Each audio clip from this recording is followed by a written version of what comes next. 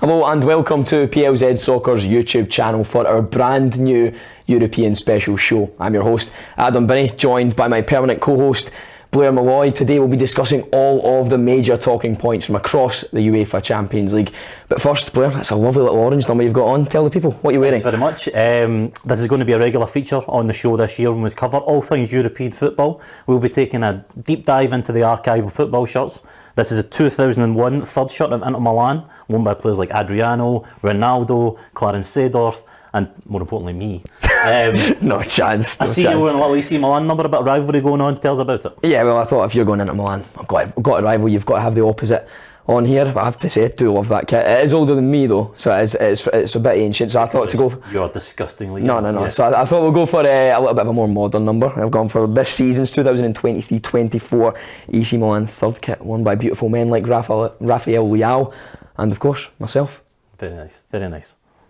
So Blair, a big week of European action in the Champions League. So let's run through the results before we get started with our discussion. Let's go through Tuesday's games to begin. AC Milan and Newcastle was 0-0 at the San Siro. Young Boys fell to a 3-1 defeat to RB Leipzig. PSG got the better of Dortmund 2-0 there. Shakhtar Donetsk losing 3-1 to Porto. Manchester City 3-1 victory over Red Star Belgrade at the Etihad. A last gasp goal for Lazio and their goalkeeper getting a 1-1 draw at home to Atletico Madrid. Barcelona smashed Antwerp 5-0 and Feyenoord beat Celtic 2-0. Blair, take us through Wednesday's games. Yep, on the Wednesday, the early game, Galatasaray drew 2 each with Copenhagen, and Real Madrid won 1-0 at home to Union Berlin. Union Berlin coming so close to getting a result there, but the man Jude Bellingham scoring in the last minute again. Arsenal won 4-0 at home to PSV in their return to the Champions League. Benfica losing 2-0 at home to Red Bull Salzburg, bit of an upset there. Bayern Munich beat Man United 4-3 in what looks like a thriller on paper, but wasn't really ever close. Real Sociedad drew 1 each with Inter Milan. Sevilla 1-1 with Lens, who are also returning to the Champions League, and Napoli picked up a 2-1 win in Portugal away to Braga. Now, one result obviously stands out there. Celtic, the only Scottish side in the Champions League this year.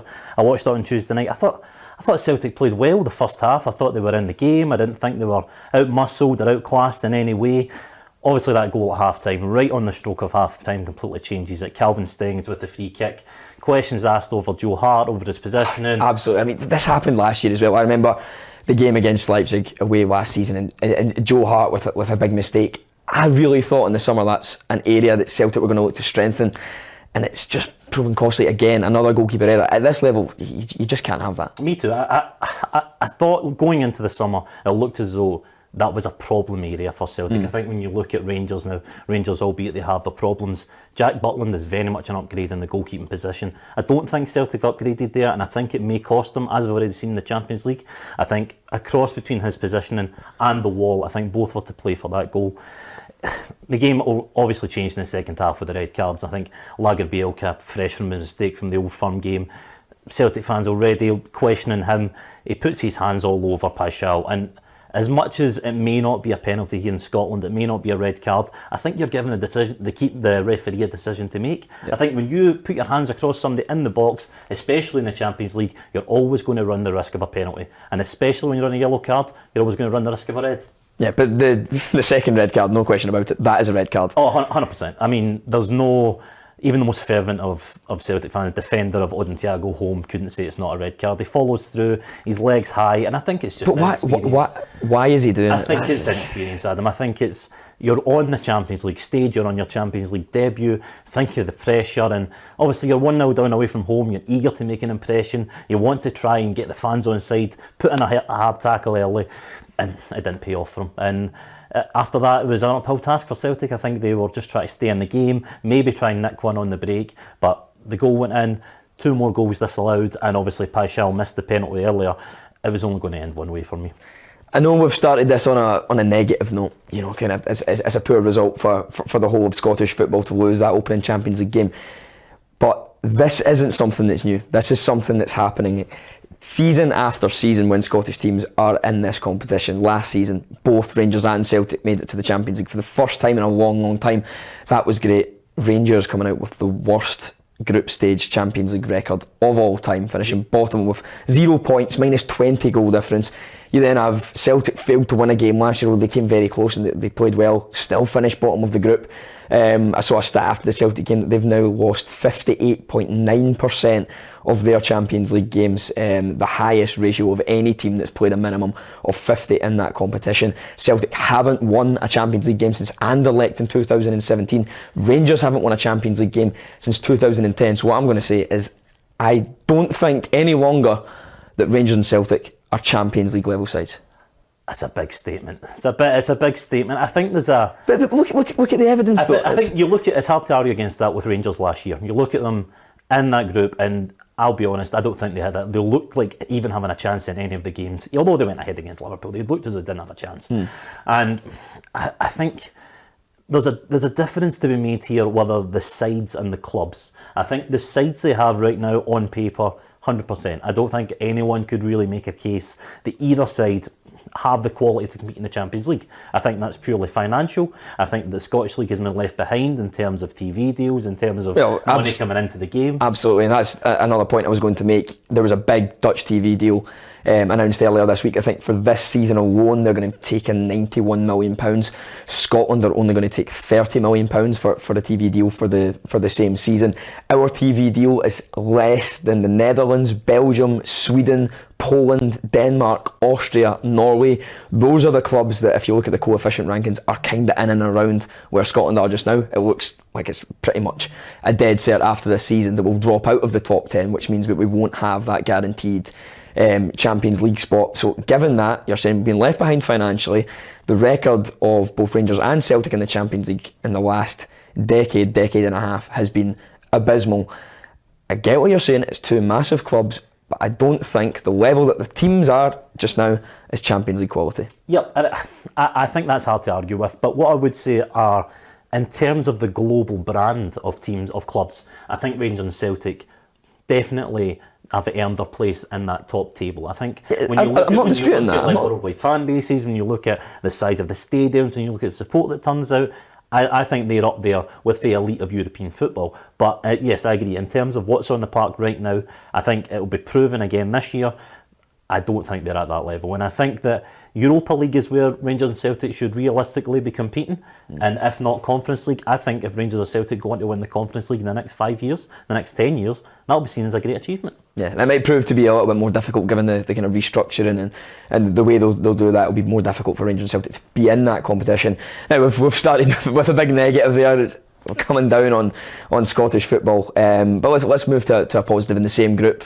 A goal in the final minute from the Lazio goalkeeper to turn a draw against Atletico Madrid. You've got to love a goalkeeper scoring. It's one of those unicorns in football that you don't usually see, and when it happens, everyone seems to lose their collective mind. It's all everyone's talking about, and it's just an amazing moment. It reminds you why you love the game so much. So that was obviously Ivan Provedel, who scored for Lazio in the 94th minute. Did you see the goal? Yeah. Did you see the run? Yeah, it's a striker's finish. The run is unbelievable. Yeah. Why he's playing in goal, I've got no idea. He must be playing up front every week in training, because he's dropped one man, he's came in front of the other, the defence don't know where he is, in the back of the net. Unbelievable finish. Any striker would be proud of that. But he is not the first goalkeeper to have scored in the Champions League. He's not. You've got a few for us there, Blair. Three more.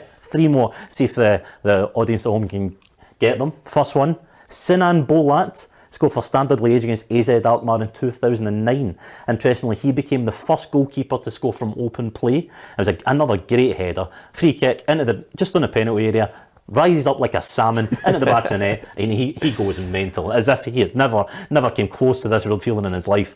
Second one, Vincent Enyema scored for Hapoel Tel Aviv in 2010 against Lyon, and that was a penalty. Yeah, so why was he taking a penalty? I mean, Enyema's always been known for, he's widely regarded as one of the best African keepers, the Cameroon international, one of the Nigerian international, one of the best African goalkeepers of his generation, and great with his feet. So you've got a player in your team, brilliant with the ball at his feet, put him on penalties. I don't know why. I'm not having that. Not having that at all. But this is the best one. The best one for me is Hans-Jörg Butt. Probably best known for his time at Bayern Munich. Always a bit of a backup goalkeeper. He's prolific in goalkeeper terms. He scored 3 goals in the Champions League, most notably though, and I don't know why he hates them so much, all against Juventus. 3 times over the space of 10 years. 2000, he scored for Hamburg from the penalty spot. 2002, scores for Bayer Leverkusen from the penalty spot. 2009, another penalty for Bayern Munich, all against Juventus. No, that's just amazing. That's my favourite stat of this year so far. You imagine you're a Juventus player, you see him playing goals, you'd be like that. Is he going to keep us out today? Is he going to score against us? I know, it's crazy. But one of the most, boring actual matches of this week was the 0-0 between Newcastle and AC Milan. The second half anyway, first half was crazy. Final 10 minutes was a bit brighter as well. But we need to talk about it. Newcastle, first time back in the Champions League, 20 years out. I've got the AC Milan top one, I've got the Newcastle one behind me. But Blair, 20 years ago, you can kind of take us back to then, of course. You were around. You were around. Older than you, Adam, so I can't actually remember that when they were back in the Champions League the first time round, and they were under Sir Bobby Robson, and they were more of a functional team than I think we are now. I think you see a lot more flair in the team, but don't get me wrong, they had a few flair players, likes of Laurent Robert, Craig Bellamy, Roberto Solano. They were led obviously by Alan Shearer, but they were really made up of journeyman centre defenders. Shea Given, obviously a very good goalkeeper, went on to play for Manchester City, but guys like Andy Griffin, Andy O'Brien, Titus Bramble. Titus Bramble was brilliant. I love Titus Bramble. Olivia Bernard, a man who came to these shows, played for Rangers. I mean, I won't say many Rangers fans remember him fondly, but that's not a Champions League 11 when you look at it on paper. But they were just so well drilled, and they were such a cult team. Maybe not as much as the ones in the late 90s, but when you go look back at that period, they just done so well for the players. They were much greater than the sum of their parts. But it's good to see Newcastle back in Champions League football again. They took on AC Milan. Obviously, I thought it was a dogged performance. I thought AC Milan could have scored 3 or 4 on another day, but I think they played well in that Rafael Leao chance. I mean, I don't know what he's doing. He's taking it past 1, 2, 3, 4 men, and then trying to backheel it into the net. Yeah, so later in the show we're going to talk about some great Champions League goals, but had that come off, I mean, it comes initially, takes it on the chest, flicks it around the corner, great skill, eventually gets the ball again, chops back inside, beats one man, beats two men, beats the third, and then why not just stroke it? I know that he's facing slightly the other way, but to pull off that skill when the ball's moving away from you, to then try and chop it back with your heel, it's never on. And quite frankly, he made himself look a little bit embarrassing. The most frustrating thing for a manager, if you see your centre forward, if you see him dancing through men in the penalty box and then trying to backheel it in, you're thinking, what are you doing? Just have a clean strike at it. You can forgive that. Clean strike at the goalkeeper and you miss, fair enough, you've had a goal. But trying to backheel it, that is just infuriating, Adam. Infuriating. He's so exciting to watch, though. It's one of these players, quite similar to Mbappe, that every single time he gets the ball and wants to take someone on, he kind of stands isolated out on the left hand side, even when Newcastle were attacking, doesn't do anything defensively to try and leave him exposed 1v1 against a player at the back. It's pace to burn, brilliant player.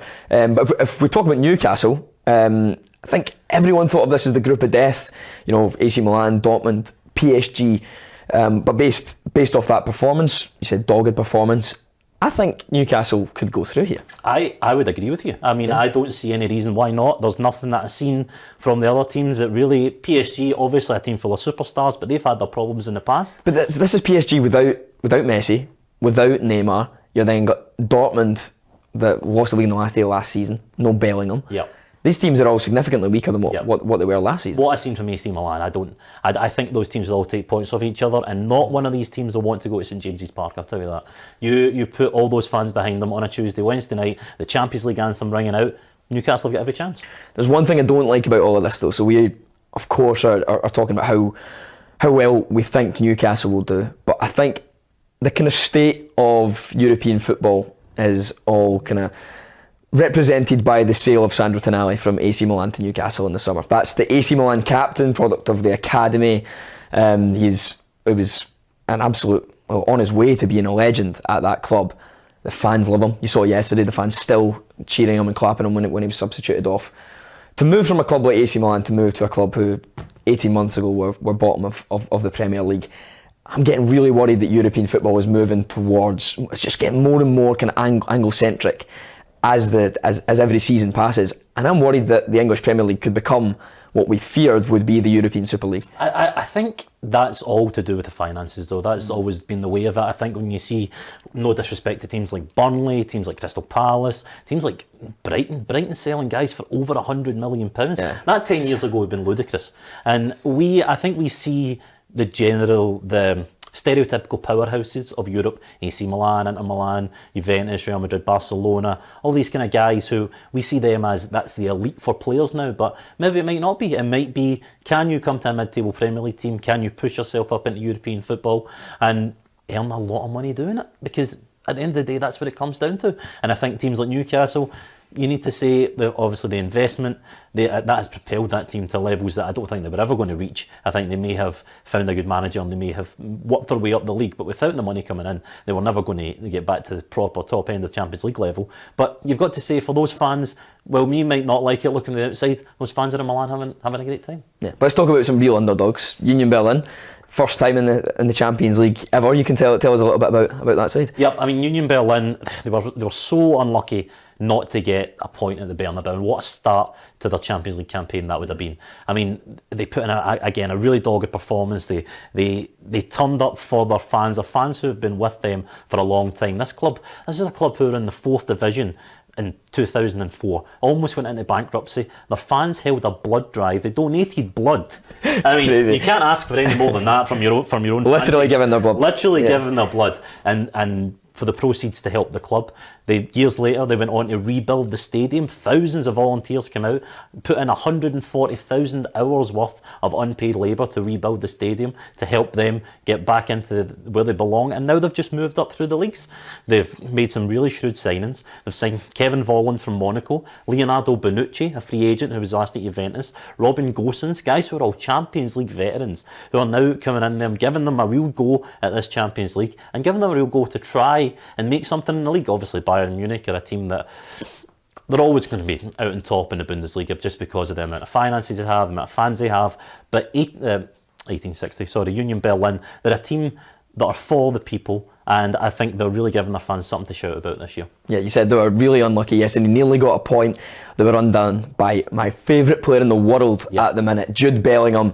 He is on fire. 7 games this season, 7 goals. Listen, 7 games, 7 goals this season. 5 of those in La Liga, 1 in the Champions League, 1 for England as well against Scotland. His celebration yesterday was so cold. He does that.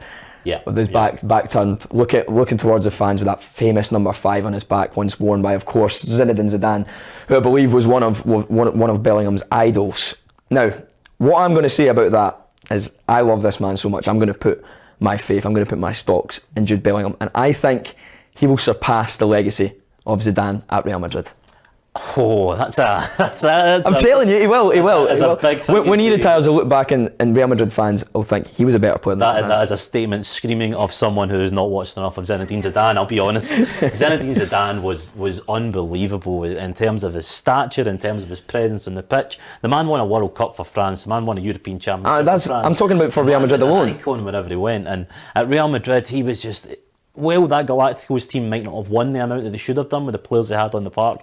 It was unbelievable. I mean, I put Zidane well above Bellingham right now, but I mean, I don't disagree that Bellingham, given time, could get to that level where he's heralded by the Real Madrid fans just as much, because he is a brilliant player. Yeah, well, Zidane won 1 La Liga, 1 Champions League. I think Bellingham's gonna win more than that. But the Champions League that Zidane did win leads us nicely onto our final point. We're going to be talking about the best Champions League final goal of all time.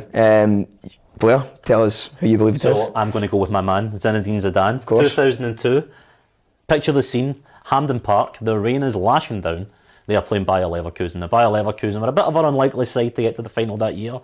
Michael Ballack, kind of the linchpin of that side. A few other good players as well. It's a momentous moment in Champions League history, and everyone can picture that volley. The ball comes in from Roberto Carlos, and with his weak foot, remember, in the rain, up against the aforementioned Hans-Jörg Butt, would you believe, picks out this incredible volley into the top corner. And for me, it can't be beaten in terms of Champions League final goals. Well, I believe there's one better. Also, a Real Madrid player, Gareth Bale, another player I absolutely love. Ball comes in from Marcelo on the left-hand side, 1-0 against Liverpool, Champions League final, and he produces a perfect overhead kick right into the top corner. to beat the goalkeeper, and I just think his back's to goal. He can't see what's behind him. He connects with it perfectly. Anyone that's played football knows that skill is incredibly difficult. Not saying Zidane's isn't, of course it is, but I just believe Gareth Bale's goal edges it. Okay, we'll let all of the viewers, everyone in the comments to debate. Perhaps there's one we've missed. Big shout out to Mario Mandzukic for his goal in the Champions League final as well. So tell us, who do you think scored the greatest Champions League final goal of all time? But Blair, unfortunately that's all we have time for today. We'll be back next week, so make sure you're following and subscribe to PLZ Soccer across all of our social media platforms to make sure you never miss any of our shows, including this brand new show, the European special, on PLZ Soccer's YouTube channel.